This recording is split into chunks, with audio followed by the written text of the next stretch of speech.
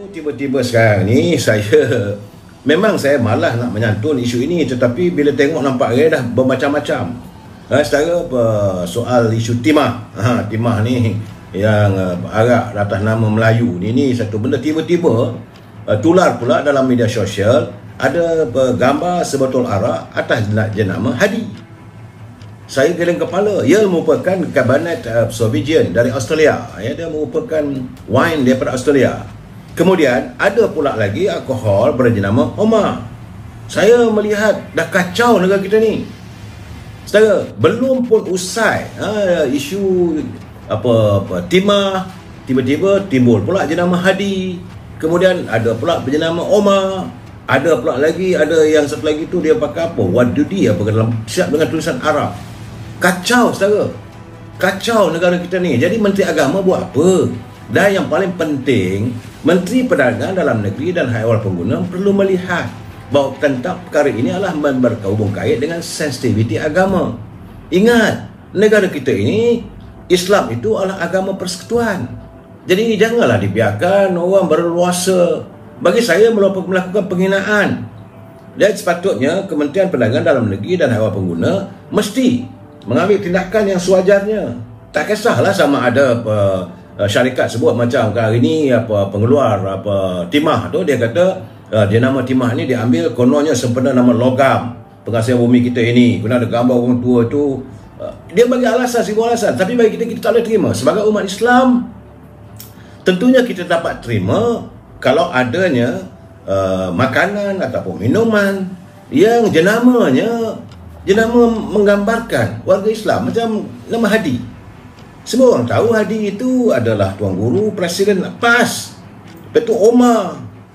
Ada pula lagi tulisan daripada Arab, apa semua satu lagi. Jadi sebelum diizinkan mereka produk itu masuk dalam pasaran negara kita ini, jadi Kementerian Perdagangan Dalam Negeri dan Haiwan Pengguna harus melihat kalau benda ini mencangkupi isu yang boleh menimbulkan sensitiviti kaum, hendaklah dihentikan. Ini keadaan saudara Mat Hanif PAS dah guna logo PN. Tak apalah, itu sekejap lagi saya akan cuba santuni saudara Hanif ya. Tapi yang saya akan berbicara ini tentang bagaimana Menteri Agama yang datang daripada PAS, timbalan Menteri Agama juga daripada PAS.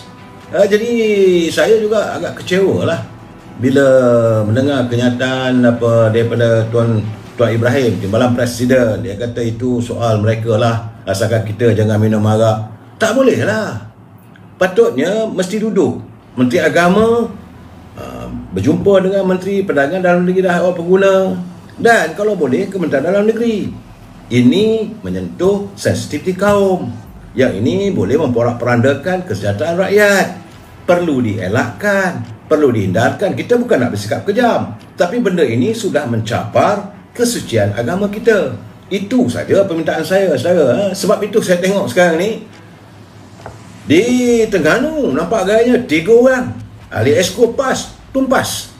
Saya melihat macam ada satu kebangkitan dalam parti PAS di mana akar umbi sudah menolak lebay-lebay yang ada di atas tu, kerana mereka sudah hilang keyakinan setelah mereka melihat bagaimana lebay-lebay ini lebih mengutamakan parti PPM daripada UMNO. Apabila mereka melihat Muafakat Nasional koyak rabak dan hancur lebur, mereka menzahirkan amarahnya.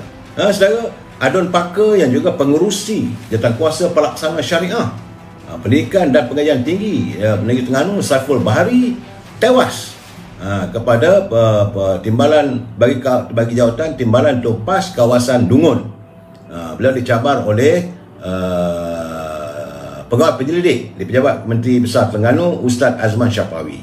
Ya saudara, dari itu Adun Jabi. Adun Jabi yang merupakan pengerusi Jawatankuasa Pertanian, Industri Asas Tani dan Pembangunan Desa Negeri, Yang Berhormat Dr. Azman Ibrahim, juga tewas kepada penjabarnya yang merupakan Pegawai Penyelaras Dun Permaisuri, Ustaz Zul Bahari Abdul Rahman. Beliau gagal untuk mempertahankan jawatan sebagai timbalan yang terlepas kawasan Stew 2. Yang ketiga, Adun Kuala Berang. Beliau merangkap pengerusi Jawatankuasa Infrastruktur, Kemudahan Awam, Utiliti dan Teknologi Hijau Negeri, Dr. Mamat Putih. tewas kepada Ustaz Kamal Zaman Abdullah bagi merebut jawatan naib yang dipetuk PAS kawasan Hulu Terengganu. 3 esko di Terengganu disingkirkan oleh warga PAS akar umbi kerana mereka, saya melihat bahawa ini macam ada satu ledakan baru dalam parti PAS di mana mereka tidak mahu melihat adanya lebay-lebay yang bertopengkan agama. Jadi mereka mahu melihat supaya PAS ini dikembalikan pada landasan asalnya. Malahan saudara, sisa politik kepada Menteri Besar Selangor, sisa politik kepada Menteri Besar Terengganu Muhyiddin Abdul Rashid juga tewas mempertahankan kerusi yang dipetuk PAS kawasan Hulu Terengganu yang dia pegang sejak tahun 2013, belah ditewaskan oleh Ustaz Maliaman Kasim yang juga merupakan Adun Ajil. Adun Ajil ni dia menang 4 undi je tadi, saudara. Dan begitulah keadaannya saya melihat ledakan yang berlaku di Terengganu. Terengganu PAS sudah berantakan, akar umbi sudah menyatakan, menyuarakan hasrat mereka. Dan dapatan saya di Selangor juga sudah ada pergolakan yang begitu ketara. Di Kelantan tu saya ceritalah. Malahan macam saya beritakan 3 malam dulu, 600 orang daripada ahli PAS, ada yang menjadi ahli PAS sejak 30 tahun dulu, mengambil keputusan keluar daripada PAS dan menyertai Parti Keadilan. Itu keadaan yang berlaku di Kelantan. Ledakan saya melihat ada satu macam bentuk satu islah kepimpinan, satu reform. Warga PAS sudah menyatakan bahawa mereka tidak senang dengan kepimpinan yang dilihat hanya mementingkan diri mereka dan tidak menyantuni perjuangan rakyat. Saya juga mendapat khabar bahawa di Kedah juga suasana yang sama. Malahan saya cakap terus terang di Perak juga. Ini dapatan saya. Saudara nak tanya siapa orang tua ni tak perlulah saya sebutkan satu persatu. Tetapi dalam musim pemilihan PAS ini nampak gayanya sudah ada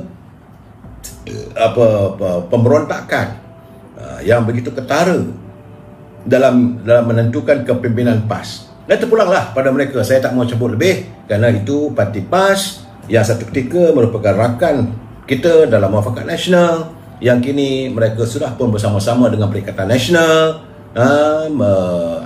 Kita akan bertempur. Dia terpulanglah. Cuma saya memberi pencerahan saja. Saya tak nak cakap lah tentang Parti Pribumi ni, PBM ni memanglah bagi saya memang dah hanyut, dah kuyup dah.